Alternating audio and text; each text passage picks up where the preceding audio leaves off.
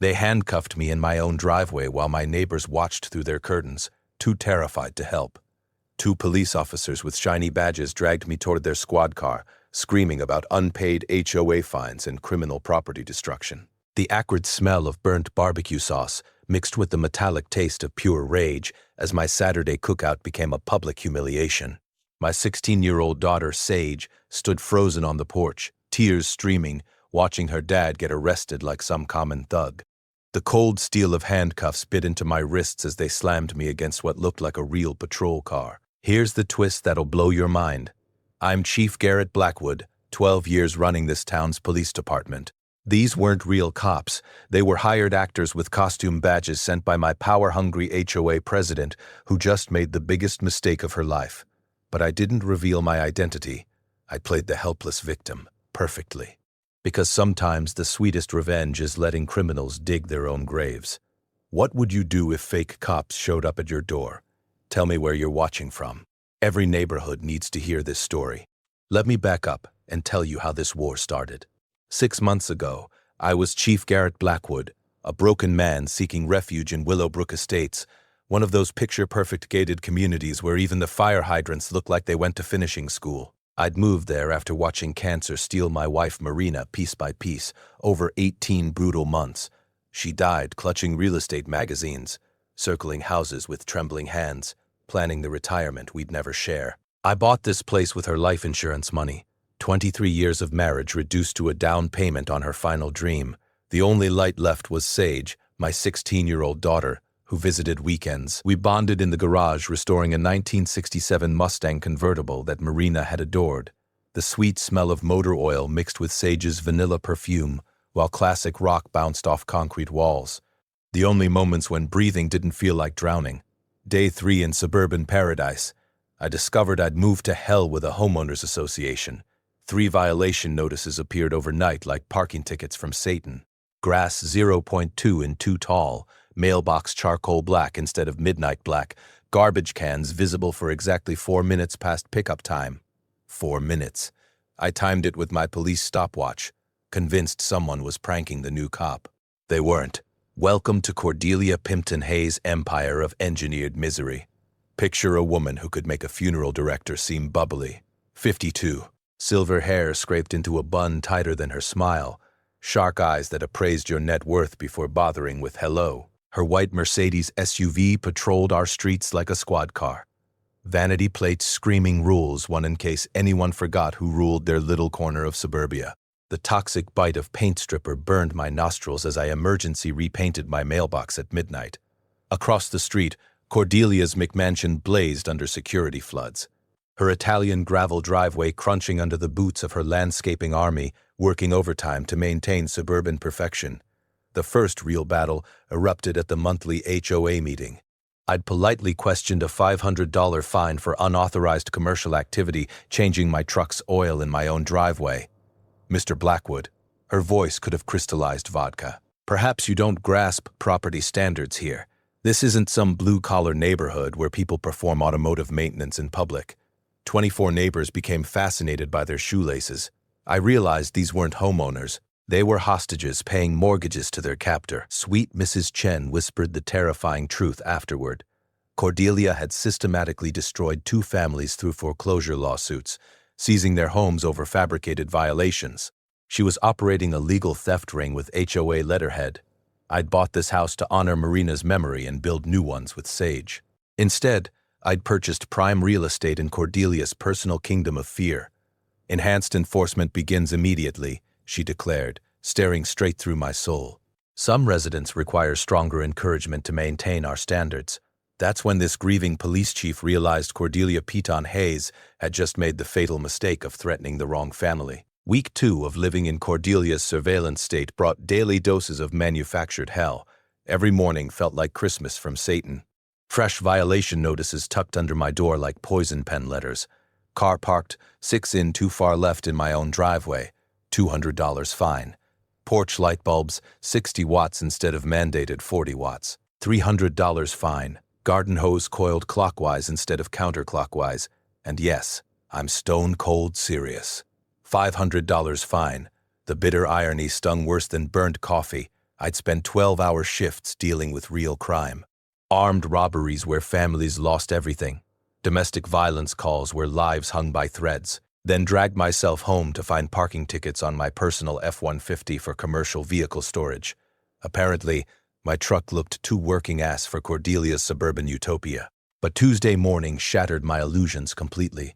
I was nursing my third cup of coffee, watching Mrs. Chen tend her late husband's memorial roses, when movement caught my eye. Golf carts, not normal golf carts. These looked like miniature patrol vehicles with amber flashing lights, cruising our streets like mechanical predators. The electric were O.F. Their motors sliced through morning peace as uniformed figures photographed residents' properties with military precision. My detective instincts kicked into overdrive. This wasn't random enforcement. This was systematic surveillance. I grabbed binoculars and watched from behind kitchen curtains as fake security guards methodically documented every house, every car, every manufactured violation they could create from thin air. The realization hit like a freight train. Cordelia had hired her own private compliance patrol.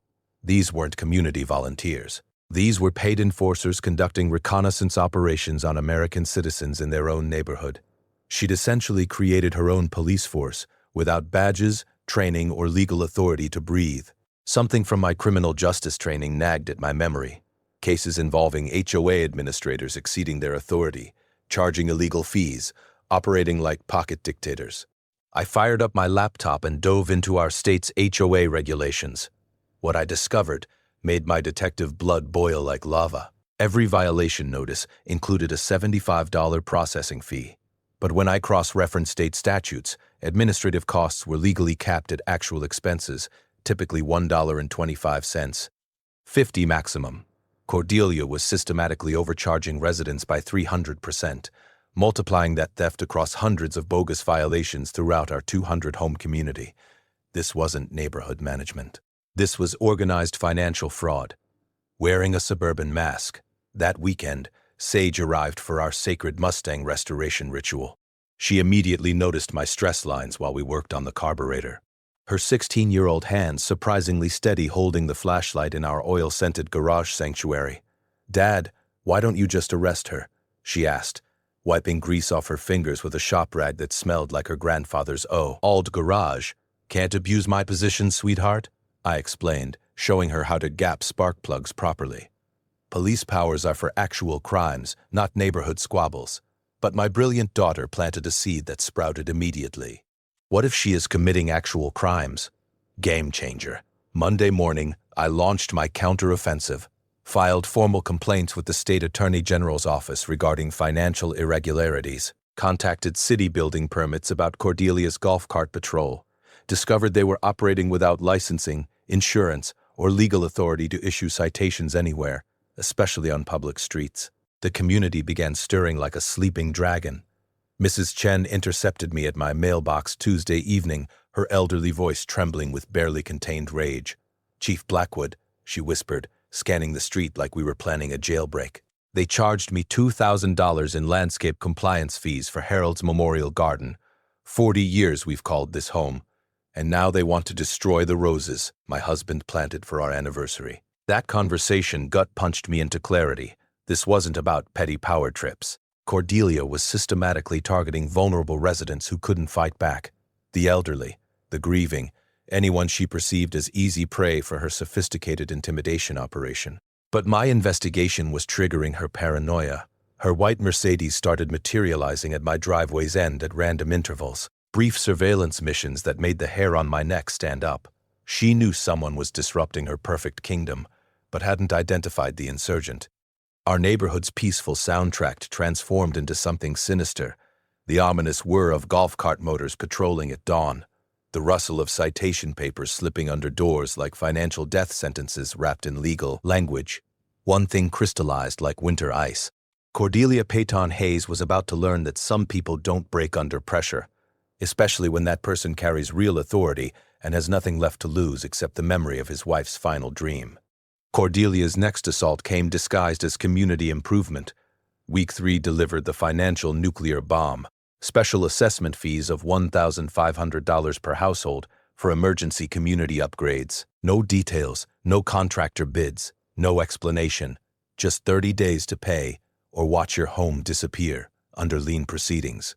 $1,500 for improvements that existed only in Cordelia's criminal imagination, but she saved her cruelest blow for last. Thursday afternoon, I dragged myself home from investigating an actual armed robbery, real crime with real victims, to find a cease and desist notice superglued to my garage door. My weekend car restoration project with Sage apparently violated residential use-only covenants, Cordelia demanded. I remove all automotive equipment immediately or face a $5,000 fine for operating an unauthorized commercial garage.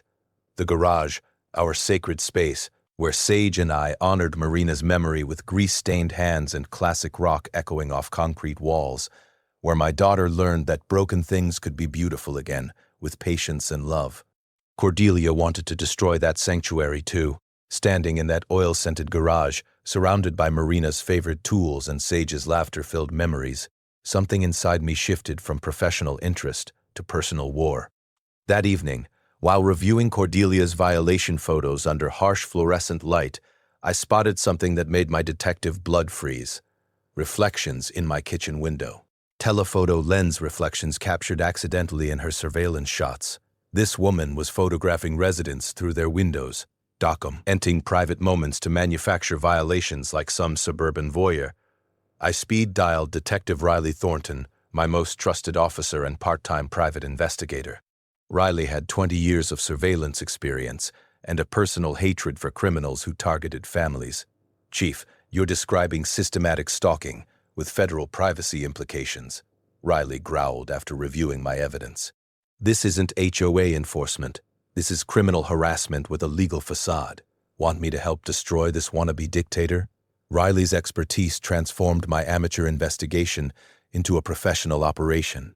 We installed discreet counter-surveillance around my property, turning Cordelia's own tactics against her.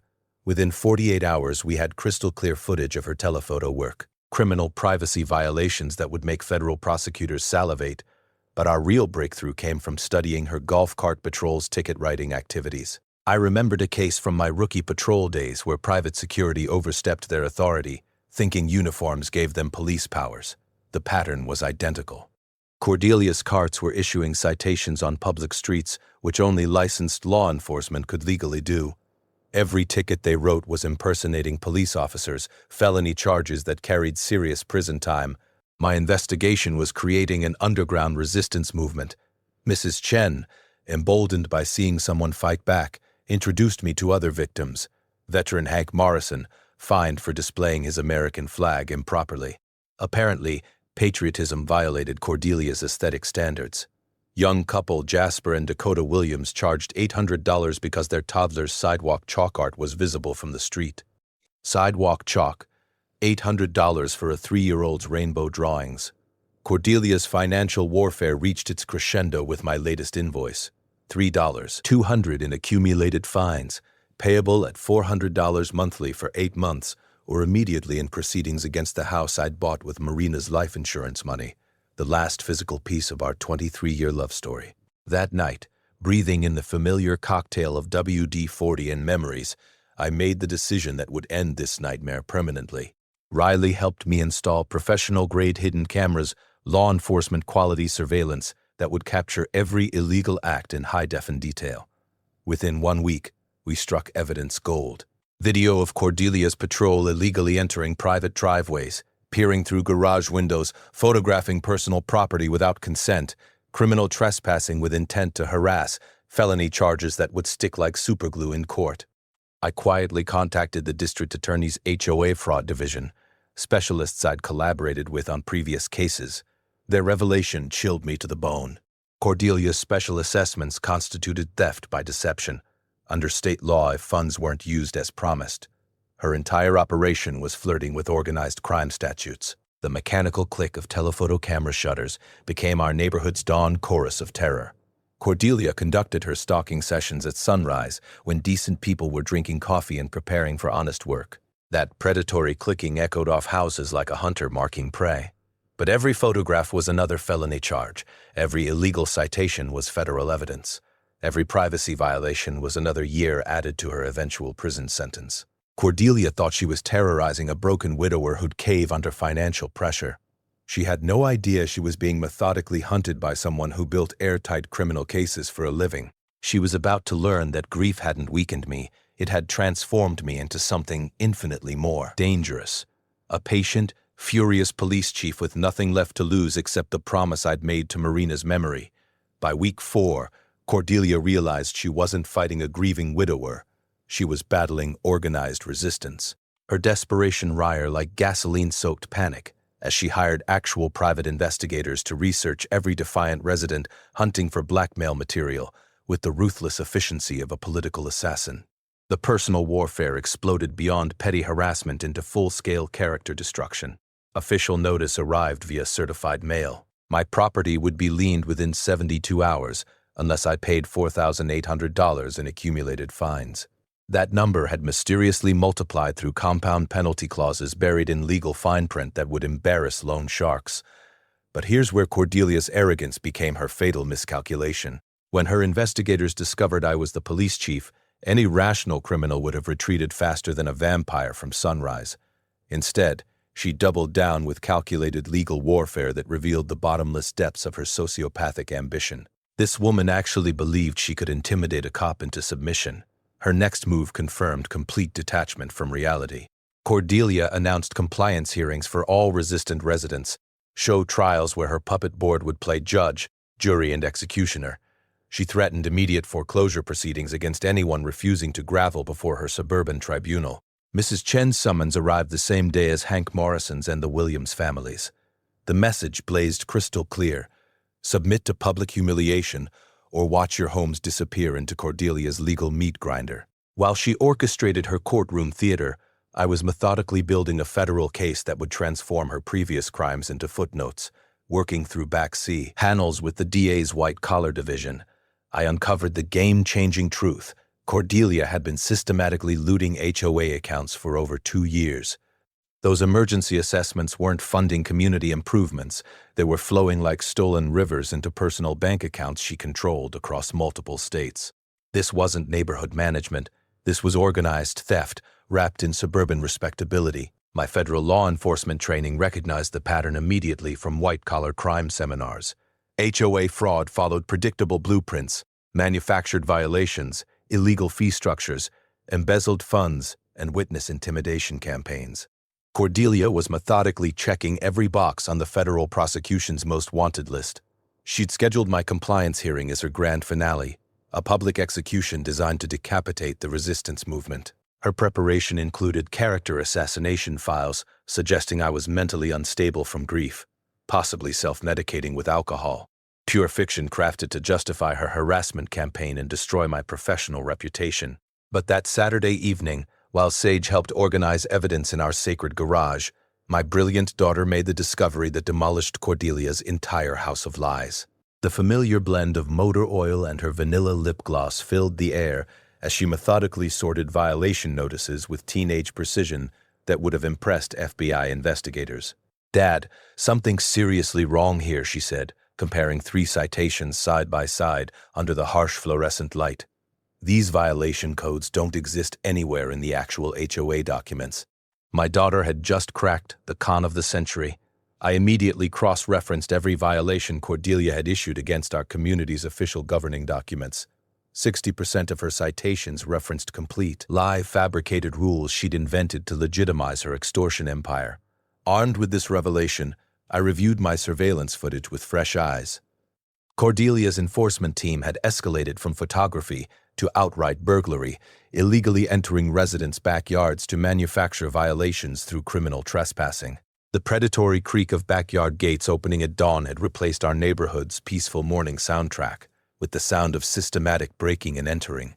But the most devastating discovery came from diving deeper into state corporate records. Cordelia had never properly filed her board elections with the Corporation Commission. Her entire authority structure was legally worthless. Every fine, every violation, every threat she'd issued was backed by absolutely zero legitimate power. She was essentially a suburban con artist who'd convinced 200 families she possessed authority that had never legally existed. I discreetly contacted neighboring departments, sharing intelligence about her fake enforcement operation. The pattern that emerged made my investigative instincts roar with satisfaction. Similar fraud complaints across 3 counties, identical tactics, same sophisticated legal manipulation disguised as community management. This wasn't isolated neighborhood terrorism. This was an organized criminal enterprise operating across state lines with federal implications that would dominate news cycles. Late nights at the station became my war room. The bitter smell of burnt coffee mixing with the satisfaction of assembling prosecution folders that read like organized crime indictments. Every document added weight to evidence boxes that would soon become Cordelia's prison sentence. The woman who tried to steal my family's last connection to Marina was about to face something she'd never encountered. A police chief who specialized in build-engine cases that federal prosecutors loved to prosecute. Cordelia Piton Hayes had terrorized the wrong family. Now she was about to discover that some people fight back with indictments, not angry letters. The moment that shattered Cordelia's world came at 2:47 a.m. on a Tuesday, buried in financial documents that could cure chronic insomnia. I was slumped over my kitchen table, drowning in coffee-stained HOA records and bank statements, when I discovered the evidence that would send Cordelia to federal prison for decades: forged signatures. Dozens of them spanning 2 years of financial documents. Not just embezzlement, systematic document fraud across multiple banks, multiple states, multiple federal jurisdictions that would make organized crime bosses envious. Every emergency assessment, every community improvement fund, every administrative fee had been authorized by signatures belonging to board members who'd never seen the paperwork, never attended the meetings, never agreed to rob their neighbors blind. The criminal empire's scope made my investigative instincts roar with satisfaction. Over $200,000 in stolen funds flowing through a spiderweb of shell corporations, fake business accounts, and interstate wire transfers. This wasn't neighborhood corruption. This was federal racketeering that would dominate headlines and ruin lives permanently. But discovering Cordelia's twisted motivation was like peering into the abyss of human greed. Her real estate empire had collapsed during the recession, leaving her hemorrhaging money and desperate for income. She'd systematically infiltrated HOA boards across 3 counties, weaponizing her positions to generate personal revenue while orchestrating foreclosures on properties she could steal and flip for massive profit. It was brilliant, methodical, and absolutely evil. The fake police operation became horrifyingly real when I traced her online shopping history. Cordelia had been purchasing realistic law enforcement badges, official-looking identification cards, and professional uniform accessories from costume suppliers and private security vendors. Her compliance patrol wasn't just exceeding authority. They were committing federal felonies by impersonating police officers to terrorize residents into paying imaginary fines.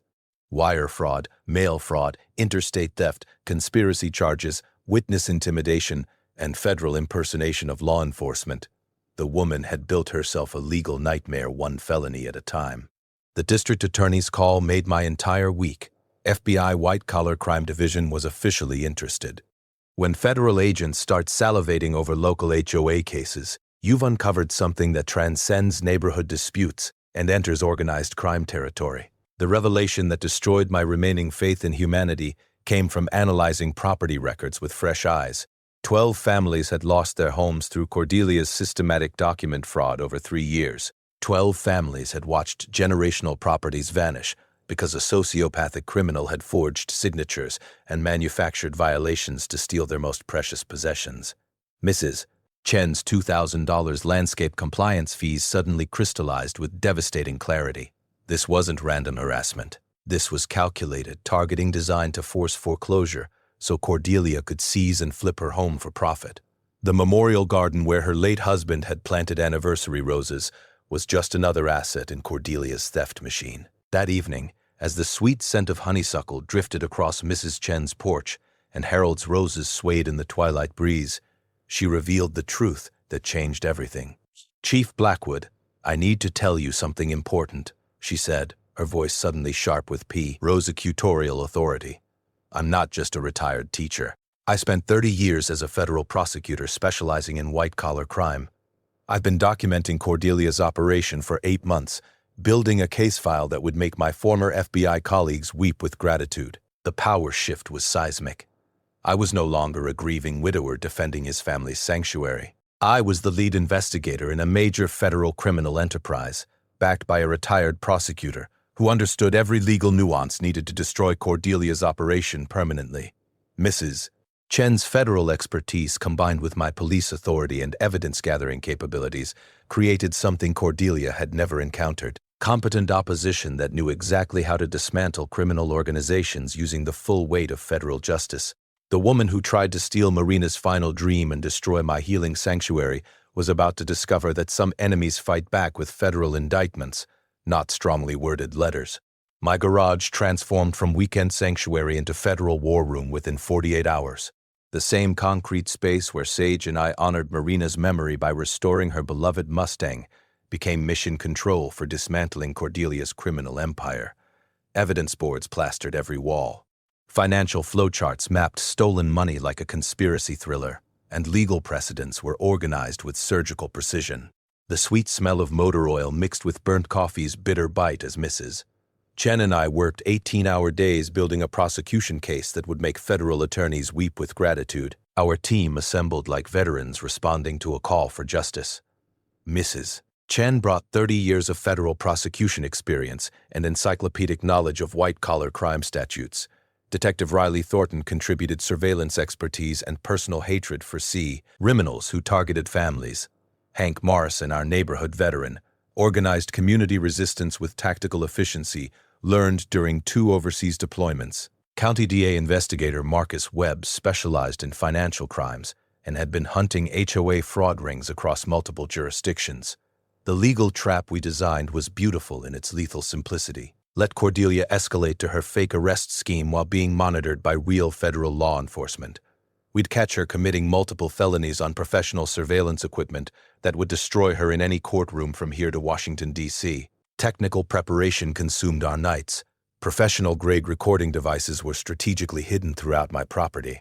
FBI white-collar division agents coordinated surveillance from unmarked vehicles, practically salivating over evidence files that read like organized crime novels. Search warrants sat ready for simultaneous execution at Cordelia's multiple properties and bank accounts spanning 3 states. Mrs. Chen's federal connections proved invaluable as she guided me through prosecution strategies designed to maximize Cordelia's prison sentence while protecting every victimized family. Federal charges are beautiful, she explained over Chinese takeout. Her prosecutorial instincts sharp as ever. Cordelia can't plea bargain out of decades in prison when she's violated this many federal statutes. The woman built herself a legal death sentence. We established community protection protocols that extended beyond punishing Cordelia. Pro bono lawyers volunteered to help families fight fraudulent foreclosures and recover stolen fees. A victim assistance fund was quietly organized through my police department's community outreach program to cover legal costs for residents who couldn't afford justice. The insurance fraud angle Mrs. Chen discovered added devastating federal penalties to our growing case. Cordelia had been filing false insurance claims on behalf of multiple HOAs, collecting money for imaginary damages, and pocketing proceeds. Insurance fraud carried mandatory minimum sentences that would essentially guarantee she'd die in federal prison. During my years in law enforcement, I'd learned that HOA governing documents are public record in most states. Residents can always request copies before buying homes in any community. Federal mail fraud charges automatically apply when HOA violations are sent through postal service, turning local harassment into federal crimes. Most importantly, impersonating law enforcement officers carries serious felony charges in all 50 states with no possibility of pleading down to misdemeanors. Our evidence preservation operation resembled a federal task force investigation. Every fake badge purchase was traced through online vendors and credit card records. Every forged signature was verified by handwriting experts who testified in federal court. Every stolen dollar was tracked through forensic accounting that would impress Treasury investigators. The timing had to be perfect. We needed Cordelia to commit her fake arrest performance, while federal agents documented every criminal act, creating undeniable evidence that no defense attorney could spin or explain away. Community healing became equally crucial.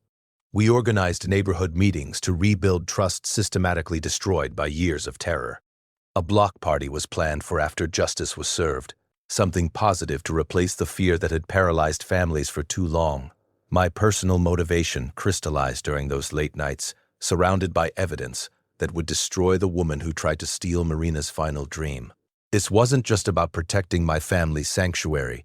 It was about honoring my wife. E's belief that good people must never surrender to evil, regardless of how sophisticated or legally manipulative that evil appears. The garage workshop where Marina had imagined weekend projects with Sage became the headquarters where her husband orchestrated complete destruction of a criminal who systematically targeted vulnerable families for organized theft. During our final preparation session, the familiar cocktail of WD-40 and determination filled the air, while Mrs. Chen and I reviewed our prosecution timeline.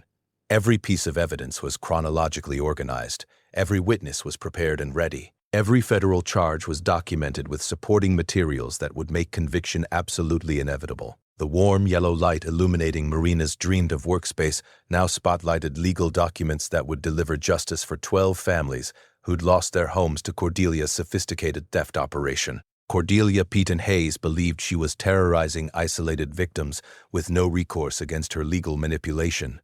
She had no idea she was about to face coordinated federal prosecution by people who specialized in permanently destroying criminal enterprises. The woman who declared war on my family's healing sanctuary was about to discover that some battles end with federal indictments, not neighborhood surrender. Cordelia's desperation reached psychotic levels when she realized I was the police chief. Instead of retreating like any rational criminal, she launched a systematic campaign to destroy my professional reputation and drive me out of law enforcement entirely. Her twisted logic was simple. Eliminate the threat by eliminating the threatener. She filed false complaints with state police internal affairs, crafting elaborate lies about me using my position to intimidate innocent residents. According to her fabricated reports, I was an unstabbed widower who'd gone rogue, threatening families and abusing police authority to settle personal grudges. The irony burned like acid. She was accusing me of exactly what she'd been doing for years. But Cordelia's sabotage escalated beyond character assassination into actual property destruction. Her enforcement team began vandalizing resistant residents' properties under cover of darkness, then citing them for failure to maintain community standards. The next morning, broken sprinkler heads flooded Mrs. Chen's memorial garden. Trash bags were dumped across Hank Morrison's driveway. The Williams family's mailbox was smashed with a sledgehammer. Then they received a $600 fine for damaged community infrastructure. The pre-dawn sound of breaking glass and splintering wood became our neighborhood's new alarm clock, followed by the rustle of violation notices being slipped under doors like ransom demands. When intimidation and vandalism failed to break my resolve, Cordelia attempted something that would have been laughable if it weren't so pathetically criminal: bribery. Through carefully chosen intermediaries, she offered me $10,000 to relocate for the good of community harmony. When I ignored her blood money, she escalated to direct threats about making my professional life very difficult through political connections and media manipulation. The media warfare began with local news contacts, where Cordelia planted stories suggesting a rogue police chief was terrorizing a peaceful community. She painted herself as a concerned citizen trying to protect families from an unstable officer who'd lost his grip on reality after his wife's tragic death. Watching her twist Marina's memory into a weapon nearly broke my professional composure, but Mrs. Chen's prosecutorial wisdom kept me focused. Let her dig deeper. Every lie she tells creates more evidence for federal prosecutors. The FBI investigation pressure intensified as wire fraud evidence mounted like an avalanche. Cordelia realized the federal net was closing, but her narcissistic personality couldn't accept defeat. Instead of cutting losses and fleeing, she implemented martial law-style enforcement throughout our community. Her patrol teams began conducting safety inspections, illegal searches of resistant residents' properties without warrants, permission, or legal authority. They photographed personal belongings, documented private conversations, and created detailed files on anyone who'd opposed Cordelia's reign of terror. The chemical smell of spray paint filled morning air as her vandals marked houses for targeting, followed by the mechanical whir of golf carts conducting surveillance like enemy reconnaissance missions. But every desperate move provided more federal evidence: witness intimidation charges, conspiracy to commit burglary, civil rights violations, organized harassment across state lines. Cordelia was systematically adding decades to her eventual prison sentence, with each escalating crime. The fake emergency she declared took her delusions to new heights of criminal stupidity. Citing community security threats posed by militant residents, she justified increased enforcement and expedited foreclosure procedures. According to her emergency declaration, Normal families exercising their legal rights had become domestic terrorists, requiring immediate neutralization. My surveillance cameras captured everything in high-defend detail.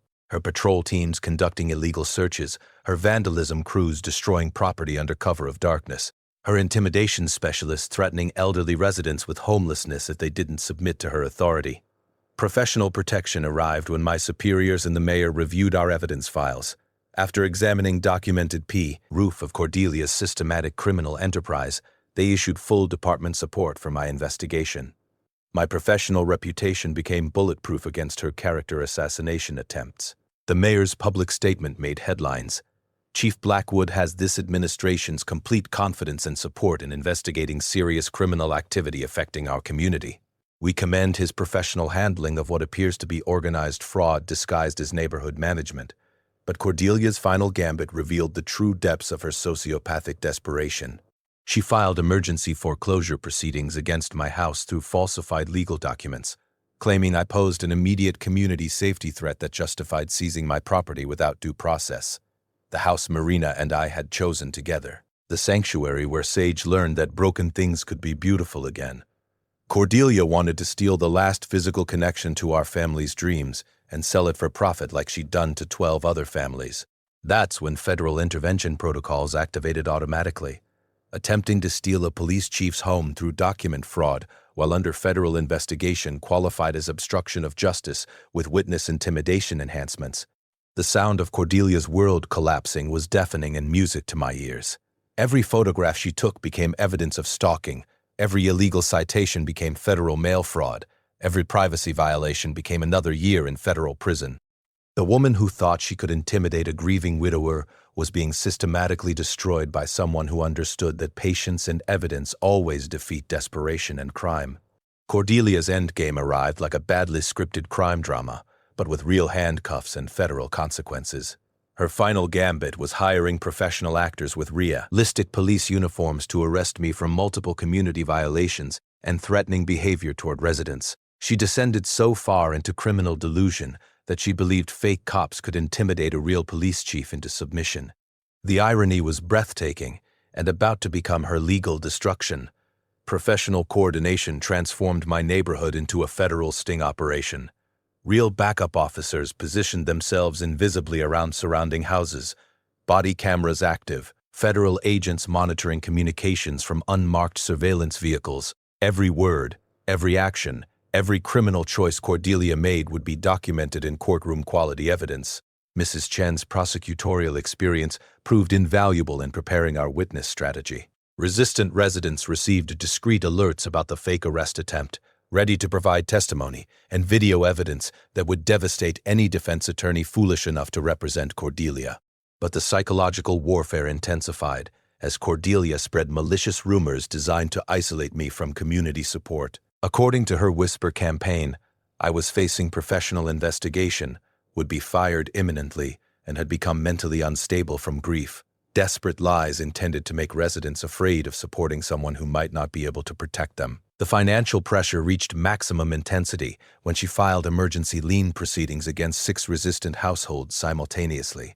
Her fabricated legal documents claimed community safety required immediate action against militant residents who posed ongoing threats to neighborhood stability. Mrs. Chen, Hank Morrison, the Williams family, and 3 other households faced losing their homes within 72 hours unless they submitted to Cordelia's extortion demands and paid thousands in accumulated fines for imaginary violations. My surveillance had captured her smoking gun. Video footage of Cordelia's fake arrest team rehearsing their performance like community theater actors preparing for opening night.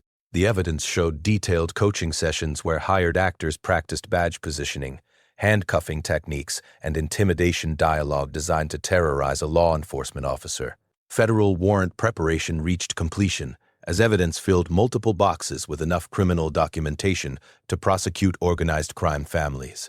Simultaneous search warrants sat ready for execution at Cordelia's home, office, and financial accounts across 3 states.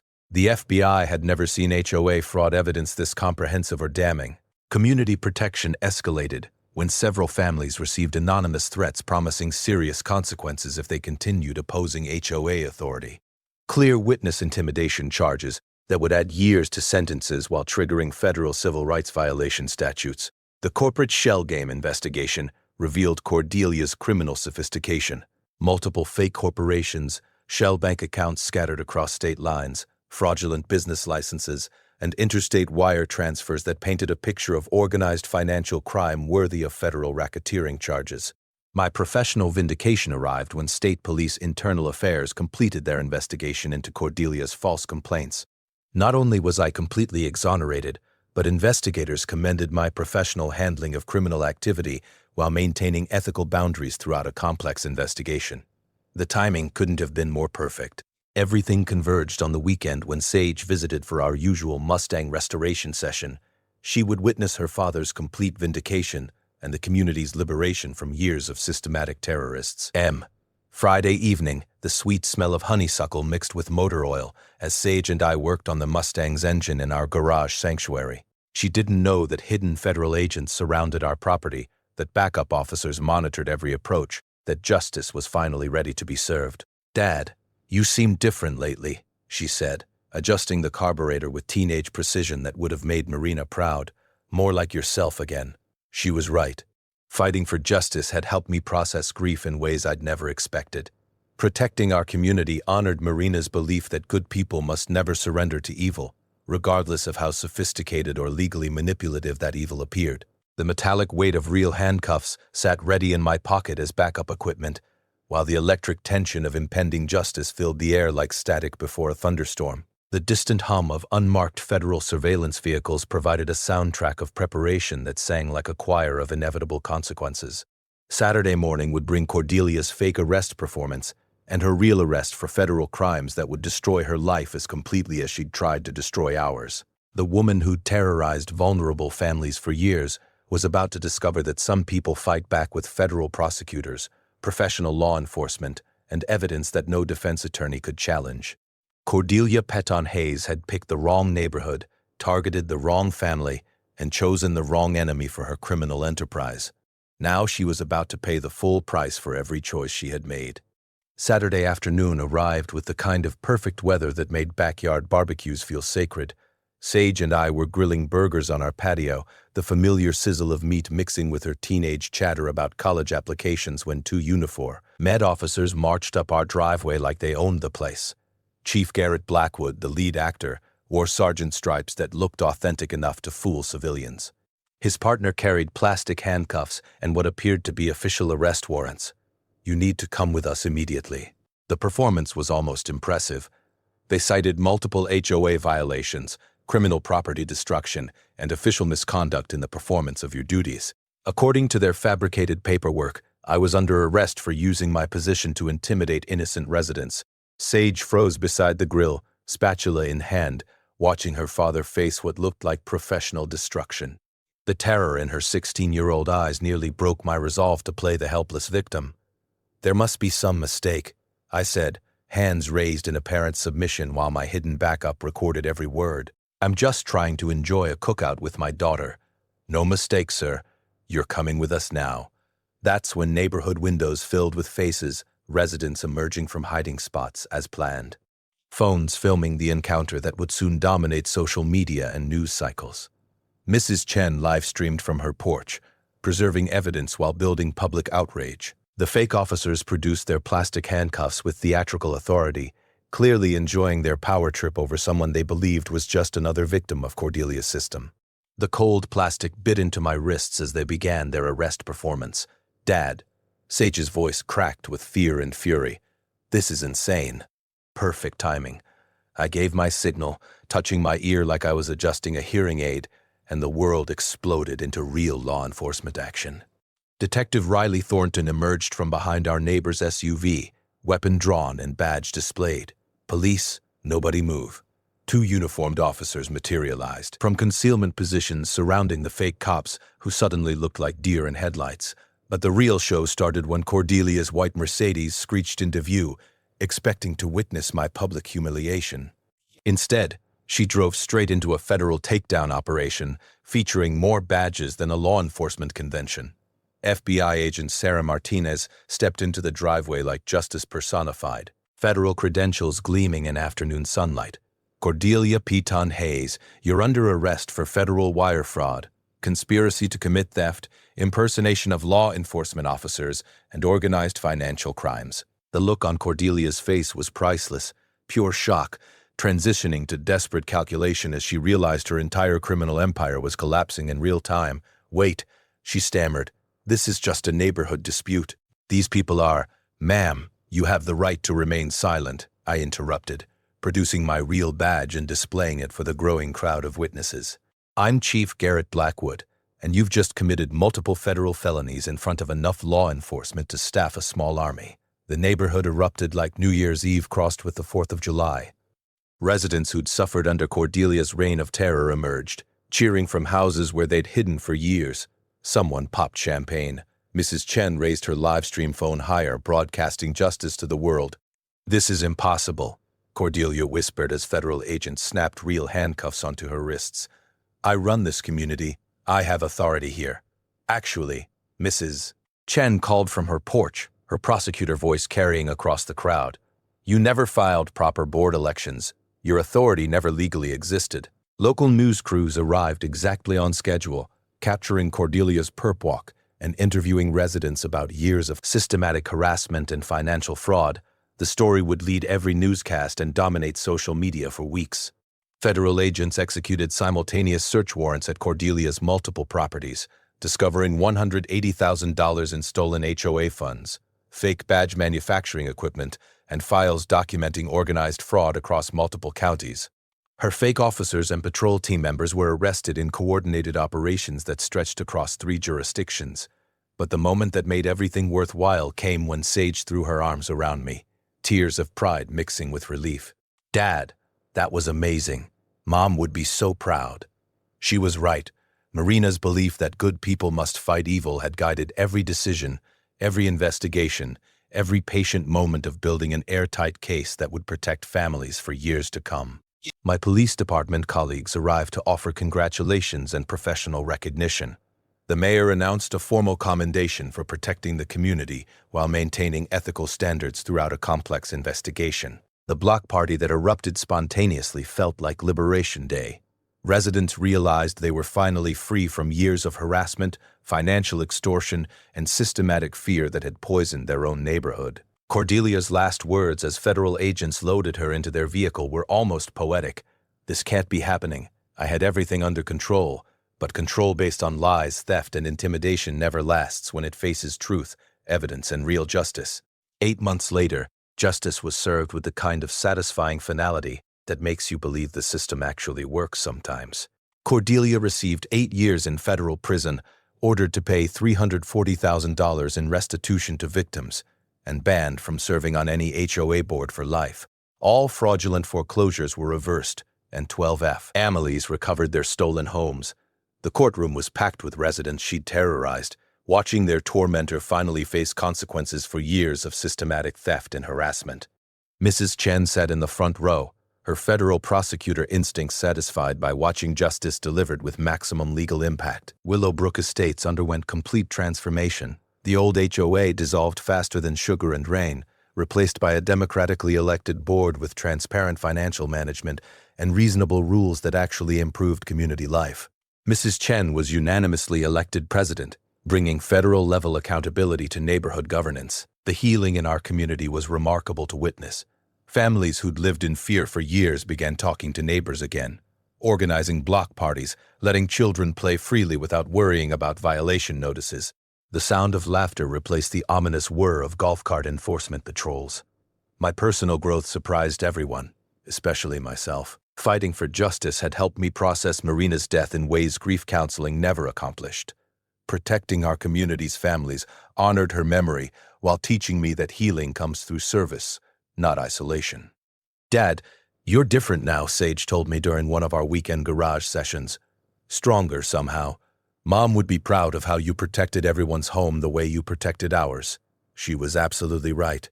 The Mustang Restoration Project had evolved from grief therapy into neighborhood attraction. Other car enthusiasts joined our weekend sessions, and what Cordelia had tried to destroy as a violation became the heart of community bonding. Professional recognition followed when I received the State Law Enforcement Community Service Award.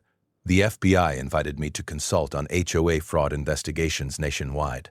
As Cordelia's case became a template for prosecuting similar criminal enterprises, the financial recovery was equally important. Our Victim Assistance Fund helped families cover legal costs and repair damage from years of harassment. Several residents received professional financial counseling to prevent future exploitation by learning to recognize organized fraud schemes. But the most meaningful change was educational. I partnered with the State Attorney General's office to create an HOA fraud awareness program, teaching residents their legal rights and how to spot illegal enforcement tactics. The program now operates in 12 states, protecting thousands of families from Cordelia-style criminals. Our community established annual Community Protection Day, a free legal clinic combined with HOA rights education and neighborhood safety planning. What started as our victory celebration became a model for other communities fighting similar fraud. The scholarship program we created, using recovered HOA funds, honored Marina's memory perfectly. The Marina Blackwood Memorial Scholarship supports criminal justice students focusing on community protection, ensuring her belief in fighting for justice continues, inspiring future generations. Knowledge I'd gained through this nightmare became valuable for every homeowner. Always request detailed HOA financial audits and board meeting minutes before buying property. Research your state-specific laws regarding fee limitations and enforcement procedures.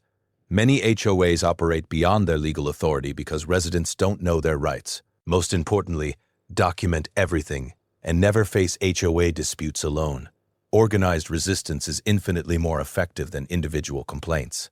3 other states contacted me to investigate similar fraud schemes based on precedents established in Cordelia's prosecution.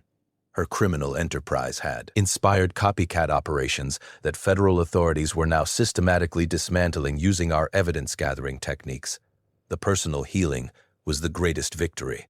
I realized this experience had taught me that protecting community was Marina's final gift, showing me purpose beyond grief, meaning beyond personal loss. Her dream of a peaceful retirement home had evolved into something greater, a neighborhood where families felt safe and protected. The transformation was complete. 1 year later, during our community's first annual Protection Day celebration, sunset painted the sky and shades of hope while families gathered for barbecue and fellowship in our shared spaces. Sage taught neighborhood kids about car engines under the hood of our restored Mustang. Mrs. Chen shared legal advice over lemonade and stories that made everyone laugh. Hank Morrison's American flag flew proudly on his properly decorated porch, no longer a violation, but a symbol of freedom from tyranny. The sound of children's laughter filled spaces where fear once ruled, while porch lights glowed warmly without anyone measuring their wattage. The sweet scent of genuine community cookout mixed with honeysuckle from Mrs. Chen's memorial garden, where Harold's roses bloomed more beautifully than ever. The satisfied crunch of gravel under feet walking freely in their own neighborhood replaced the predatory whir of enforcement patrols. But the most powerful moment came when new residents asked about our community's safety and happiness. We could honestly tell them they were moving into a neighborhood that had faced evil and chosen to fight back with law, evidence, and unity. Cordelia Peyton Hayes thought she could terrorize vulnerable families into submission through sophisticated legal manipulation. Instead, she created something she never expected, a community that learned to protect itself, and others from people exactly like her. Have you survived an HOA nightmare that seemed impossible to fight? Share your story in the comments. You might help someone else recognize fraud before it destroys their family's dreams. Your experience could be the warning that saves a neighbor from losing everything. Hit that subscribe button, because next week, I'm sharing the story of a homeowner who turned her neighbor's illegal Airbnb empire into a federal tax evasion case that brought down an entire rental fraud network. Trust me, you won't want to miss that take.